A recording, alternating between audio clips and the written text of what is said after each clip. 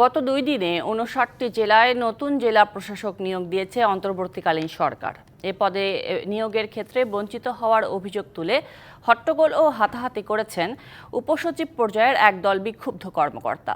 দুপুরে জনপ্রশাসন মন্ত্রণালয়ের যুগ্ম সচিব KM আলী আজমের পক্ষে হট্টগোল করেন তারা। আওয়ামী লীগের সরকারের আমলে পদোন্নতি বঞ্চিত ছিলেন এসব কর্মকর্তা। সম্প্রতি তাদের উপসচিব পদে পদোন্নতি দিয়েছে অন্তর্বর্তী সরকার। জেলা প্রশাসক হওয়ার প্রত্যাশা ছিল তাদের। সোমবার দেশের ২৫টি জেলায় নতুন জেলা প্রশাসক নিয়োগ দেওয়া হয়। আজ আরও ৩৪টি জেলায় জেলা প্রশাসক নিয়োগ হয়। তালিকায় নাম না দেখে হতাশ হয়ে হট্টগোল করেন তারা।